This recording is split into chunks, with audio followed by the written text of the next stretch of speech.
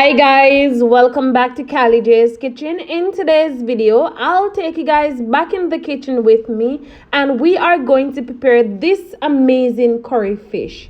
Don't forget to subscribe to my channel, turn on your post notification bell so you guys can always be notified whenever I upload a new video.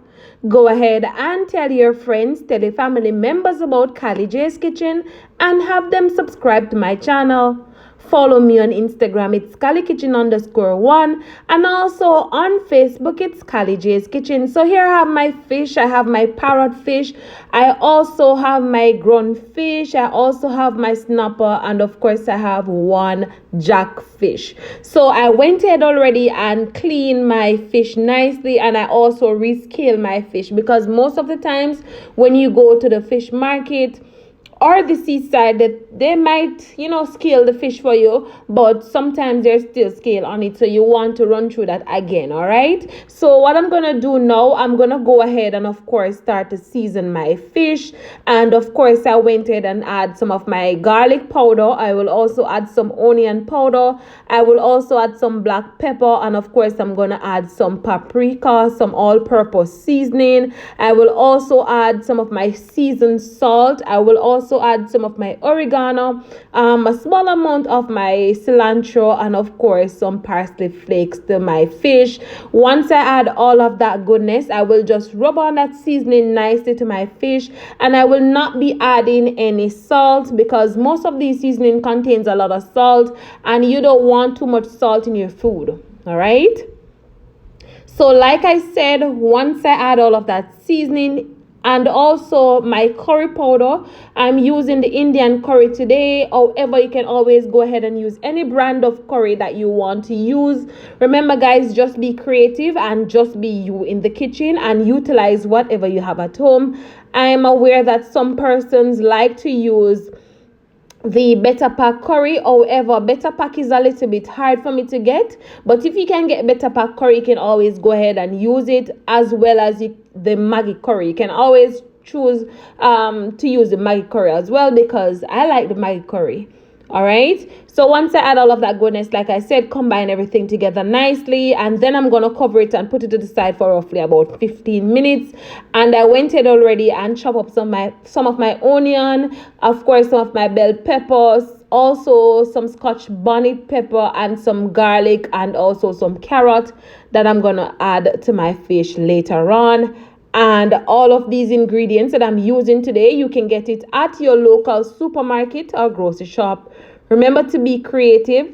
Remember to be you in the kitchen. And most of all, utilize whatever you have at home. You can always visit your local fish market, and of course you'll get fish there as well. So this is the pot that we're going to prepare our curry fish in, and of course I went ahead already and add some vegetable oil, allow it to hot, and then I'm gonna go in and of course add my curry powder. Again, I'm using the Indian curry, and I added my Scotch bonnet pepper and also my garlic to that. You want to extract all of that flavor, and then I'm gonna go in and of course add my onion. Now if you want to add more carrots, you can always go ahead and do so. If you don't want to add any more carrots, you just work with what you have. Like I said earlier, just be creative and always be you in the kitchen.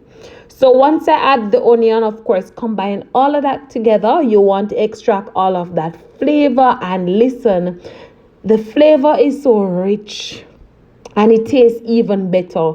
Now you can always go ahead and have your curry fish with some white rice. You can have it with rice and peas, dumpling, yam, banana, whatever you have at home, just utilize it. All right, then I'm gonna go in and of course add my carrots, and once I add the carrots, I will just go ahead and of course pour some water in the pot, and I will add just a small amount of all-purpose seasoning again. And then I'm just going to allow this to cook for roughly about 5 or so minutes. And then we're going to come back and start adding the fish and also the bell peppers.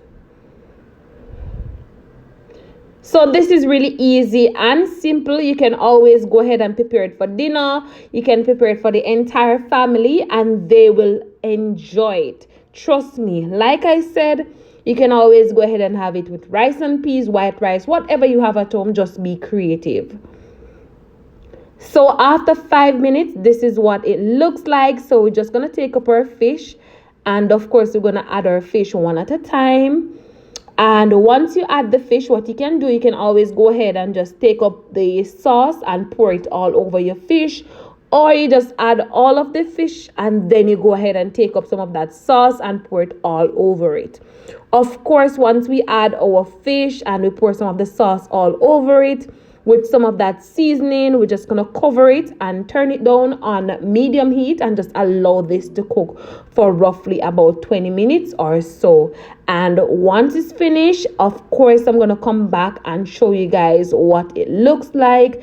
And the container that I seasoned my fish in, what I did, I went ahead and poured some water in it just to get rid of that seasoning. And then I pour it all over my fish. Like I said, I'm going to turn my stove on medium heat.